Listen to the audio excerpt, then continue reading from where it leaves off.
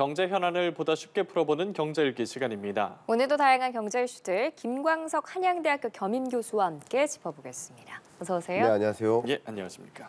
최상목 부총리와 이창용 한국은행 총재가 해외 투자자들을 상대로 견고한 한국 경제 시스템들을 강조했습니다. 비상계엄 선포, 해제에 대한 국제사회 우려가 있었기 때문에 이 부분을 좀 진화하겠다고 얘기한 것 같은데 효과가 있었을까요? 네, 일단 현재 우리나라 금융시장을 보면 물론 아직까지도 불안한 장세인 건 맞습니다만 예.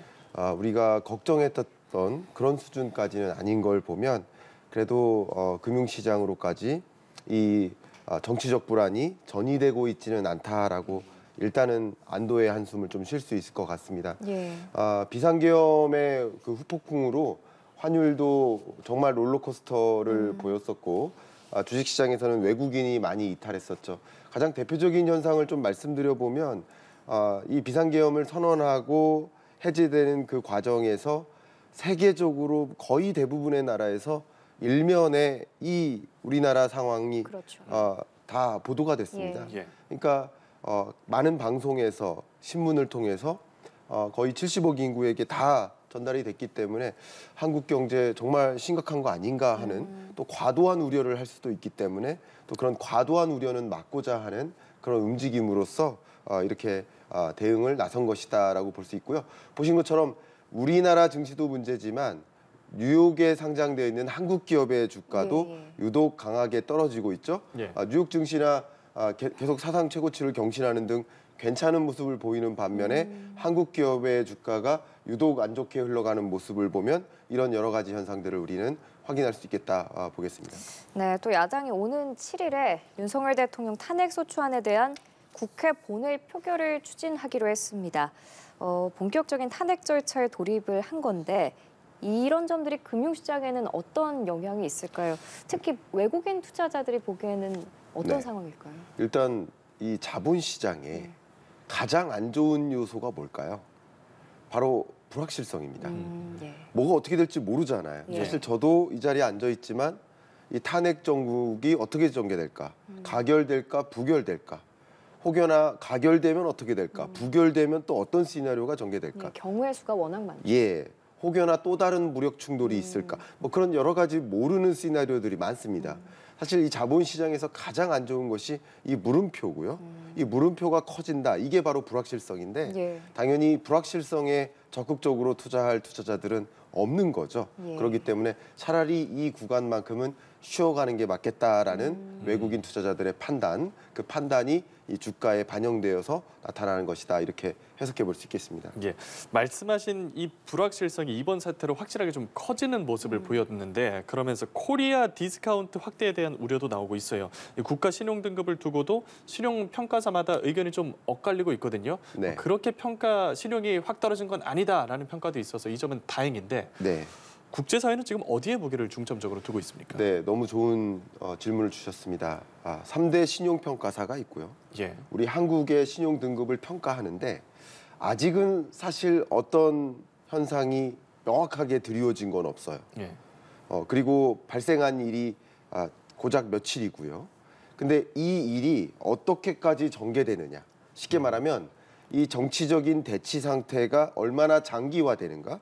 그 장기화됨에 따라서 예를 들면 국회 계류 중에 있는 2025년 예산안 심의가 더 지연돼서 예산 정책에 반영이 안 된다든가 또 그 밖에 실물 경제가 더 어려워지고 또 추가적인 하향 조정이 된다든가 자본시장에서 외국인 자금이 이탈한다든가 이런 것들을 더 추세를 봐가면서 이게 장기화될 경우 부정적인 견해를 가질 수 있다라는 표현입니다. 이것은 매한가지입니다. S&P나 무디스나 피치사나 모든 신용평가사들이 이게 장기화될 거라고 한다면 부정적으로 평가 기준을 바꾸거나 또 신용 등급을 강등할 수 있는 것이라고 볼 수 있고 아직까지는 경제적으로 그 영향이 충분히 나타난 상황은 아니니까 지켜보겠다라는 입장이라고 해석해 볼 수 있겠습니다. 예, 이 비상계엄 선포 이후에 정말 사회 전반적으로 출렁였습니다. 네. 한국이 여행 위험 국가가 되기도 했는데 미국과 영국 등은 자국민 보호를 이유로 여행주의보를 발령하면서 대응에 나선 건데 이게 계엄령이 해제가 됐는데도 아직 유지가 되고 있는 건가요? 그렇습니다. 제가 이 방송국에 오는 예. 동안 제가 운전해서 왔는데요.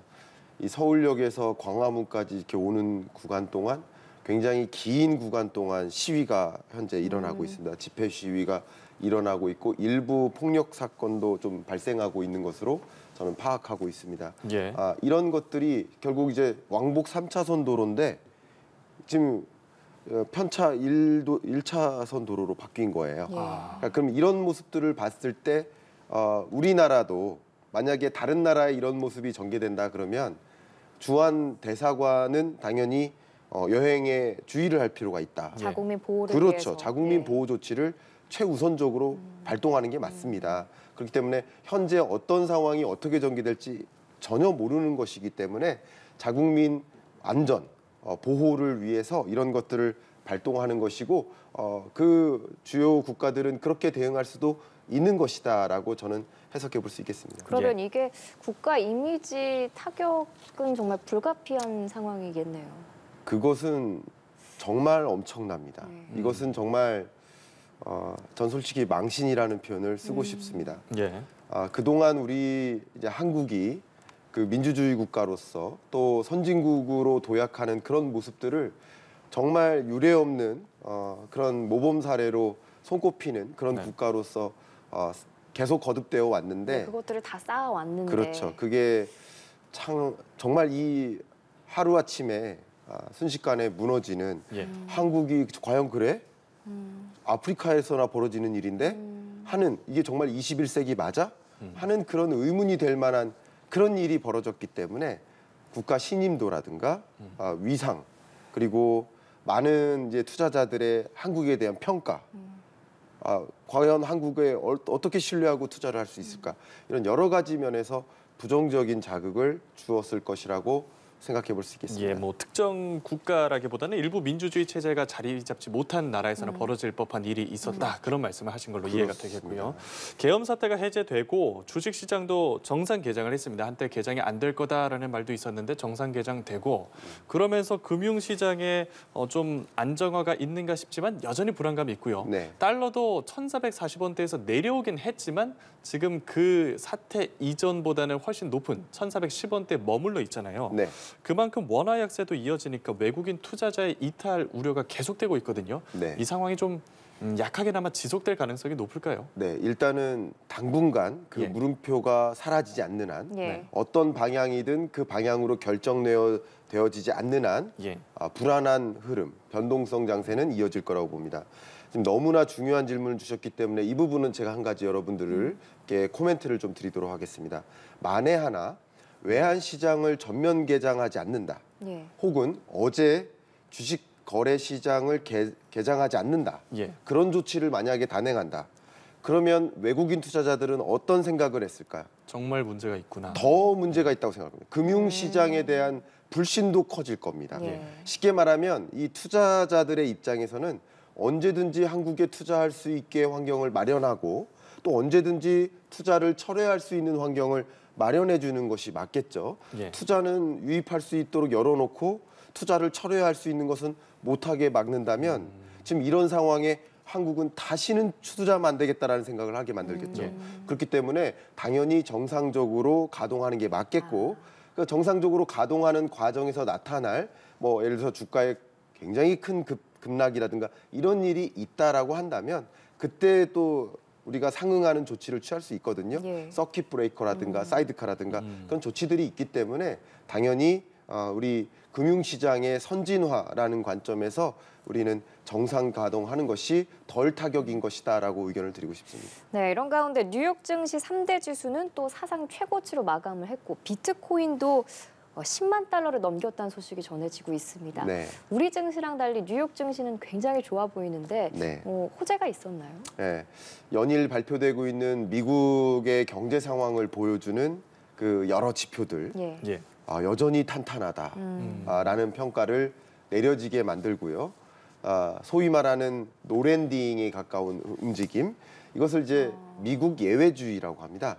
한국을 포함한 세계 주요국들이 저성장 고착화되고 있는데 미국만 예외로 고성장 기조를 유지해 나가는 흐름 또 이런 강달러 기조 속에서 또 한국의 이 원화 가치 약세 기조 속에서 더 많은 자금이 한국으로부터 이탈하잖아요. 근데 이탈된 자금은 어디로 갈까요? 또 미국으로 가는 거예요. 그만큼. 그러니까 돈이 어떤 형태로 이동하는가가 중요한 것이죠. 돈이 없어지거나 생기는 것이 아닙니다. 그러니까 이쪽으로 투자됐던 돈이 이쪽으로 이동한다. 그러면 자꾸 모든 돈이 미국으로 쏠리는 겁니다.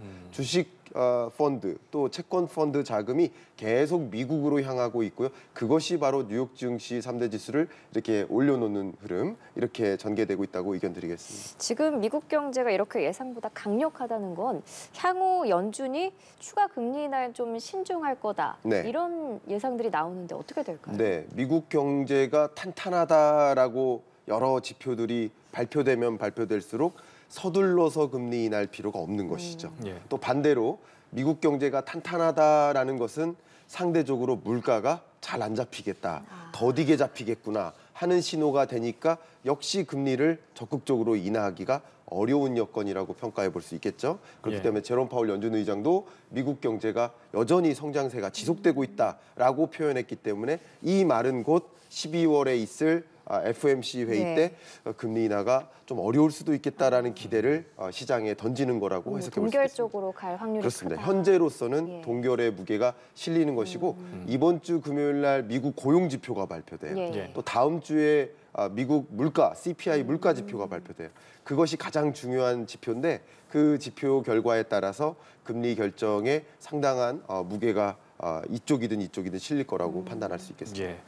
주제를 좀 바꿔서 성장률 얘기를 해보겠습니다. 내년 한국의 실질 국내 총생산 성장률이 1% 중반대까지 떨어질 수 있다는 전망이 나왔는데 해외 투자은행의 전망이거든요. 각각 어떻게 조정을 했습니까? 네, 세계 주요 기구도 또 국내 주요 연구기관도 또 해외 여러 IB뱅크라고 하죠. IB 투자은행들도 계속 한국 경제 성장률을 하향 조정하고 있습니다. 그러니까 종전까지만 해도 25년에 그래도 한 2.2% 정도 성장하는 거 아니야? 하는 기대를 많이 했었는데 최근 들어 한국은행조차 내년 경제 성장률을 1.9%로 하향 조정했고요. 물론 이 하향 조정한 것도 이 계엄 선언, 비상계엄 선언 전일입니다. 근데 이 사태, 정치적 리스크가 고조된 상태이기 때문에 또 예산안 심의도 지연되고 많은 기업들이 지금 행사를 취소하고 있습니다.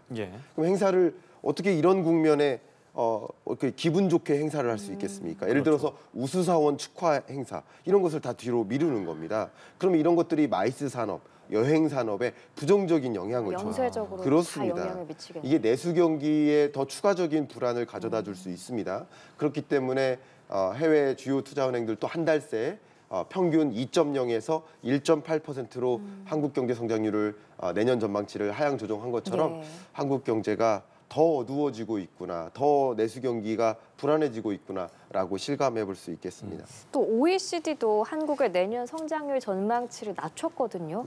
지금 우리 경제가 이 저성장 기조에서 벗어나고 있지 못하다는 우려가 계속해서 나오고 있는데 돌파구를 어디서 찾아야 될까요? 일단 어쨌든 우리는 내수 경기 부양입니다. 내수 경기가 너무나 지금 침체되어 있기 때문에 선순환이 멈춰 있어요. 소비를 안 합니다. 소비를 안 하니까 기업들이 생산할 수 없어요. 생산하지 않는데 어떻게 신규 투자를 합니까?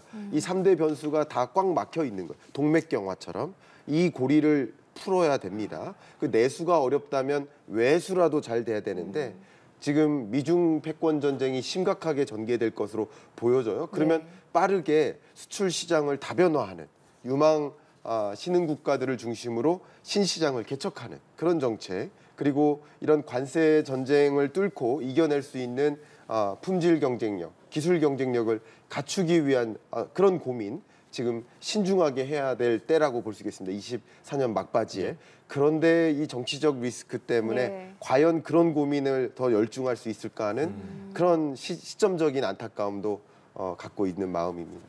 알겠습니다. 비상계엄 사태 경제적 여파 함께 나눠봤습니다. 김광석 한양대학교 겸임교수와 얘기 나눴습니다. 오늘 말씀 고맙습니다. 네, 감사합니다.